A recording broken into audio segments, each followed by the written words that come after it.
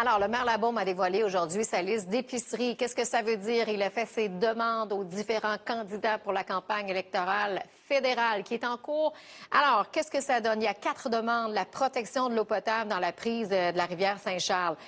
Plus de mobilier, notamment sur les plaines d'Abraham. Restauration de la maison Pollack sur le Grand Allée, une maison historique qui tombe en décrépitude. Et le North Pole Race, qu'est-ce que c'est? C'est une course sur l'eau là, entre Vancouver et Québec que le maire aimerait bien accueillir ici. J'en parle avec Philippe Dubois, analyste municipal. Philippe, la course, personne ne l'a vu venir, je pense. Ça a surpris un petit peu tout le monde aujourd'hui. Il y en a pour 260 millions de dollars dans cette liste-là. Est-ce que, selon vous, c'est représentatif des intérêts des gens de Québec?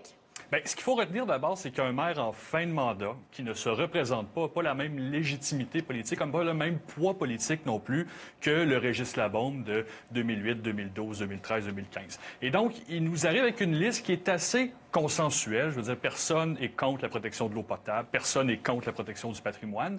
Et ça lui permet de faire deux choses. D'abord, de présenter des projets qui sont consensuels aux partis fédéraux. C'est difficile de dire non à ça. Et également, ça évite que les adversaires de Mme Savard puissent s'emparer de cette liste d'épiceries-là pour faire de la politique municipale. Et ça, c'est gagnant pour Mme Savard. Le pont de Québec n'est pas là-dedans parce qu'il disait le pont de Québec, c'est pratiquement consensuel, qu'il faut le régler. Ça fait l'objet de discussions à l'heure actuelle. Et le troisième lien, il avait déjà dit, moi, je ne me battrai pas pour ça, pour le financement. C'est ça. C'est pas surprenant que ce ne soit pas là-dedans. C'est le grand absent de la liste d'épiceries. Au grand dam, j'ai envie de dire, de M. Gosselin, qui, lui, est pour le troisième lien. On verra là, les partis politiques fédéraux, leur position. Bon, parlons de la campagne municipale, parce que les attaques fusent de toutes parts en ce début de rentrée municipale à l'Hôtel de Ville. Québec 21 déplore l'embauche de Patrice Drouin comme directeur de campagne d'équipe Marie-Josée Savard, alors que jusqu'à tout récemment, il travaillait pour la Ville. On parle d'apparence de conflit d'intérêts dans tout ça. Est-ce que vous pensez qu'il y a un enjeu là? Ou Bien, le mot-clé ici, c'est perception. Évidemment, les adversaires de Mme Savard vont tenter d'imposer la perception qu'il y a un conflit d'intérêts. Évidemment, il y a des questions qui peuvent se poser, puis c'est le propre de la politique municipale où la proximité est tellement grande entre les acteurs, les citoyens, les groupes d'intérêts, que, évidemment, ce genre de situation-là arrive.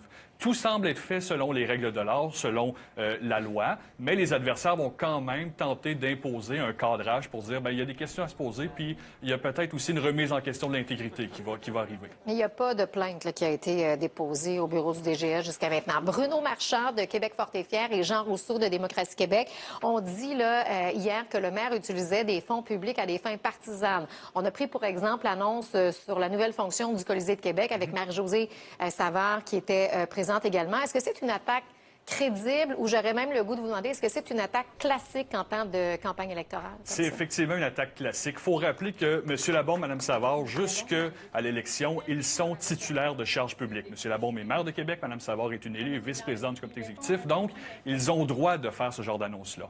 La campagne électorale municipale, elle n'est pas commencée officiellement non plus. Si l'annonce aurait eu lieu après, disons, en octobre, là, on aurait pu se poser des questions. Pour l'instant, on est encore dans la politique, c'est-à-dire que les élus gouvernent. Effectivement, on profite pour annoncer des beaux projets. On n'annoncera pas de mauvaises nouvelles d'ici le prochain mois. Et puis, bien, les opposants attaquent. Bon, à quoi est-ce qu'on peut s'attendre au cours des prochains jours? Bon, la campagne passe en deuxième vitesse, clairement.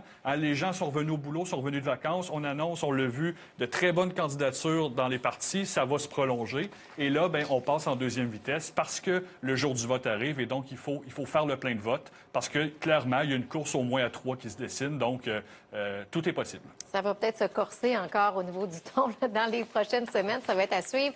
On se reparle, Philippe. Merci d'avoir été des nôtres. Bonne soirée. Bonne soirée.